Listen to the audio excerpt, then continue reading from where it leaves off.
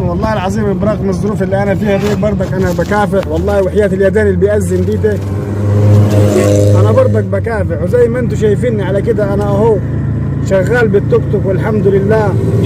بس والله العظيم الألم في رجلي كيدني قوي.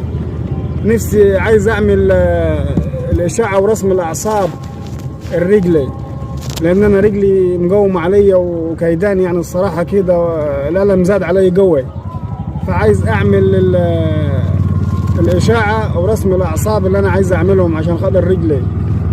فعايزكم تقفوا معاي عشان خاطر ربنا، بس خدمة لوجه الله والله. وحياة اذان المغرب ديته والله العظيم، وحياة من نطق الحق وقال الله اكبر. يعلم ربنا بالظروف اللي انا فيه.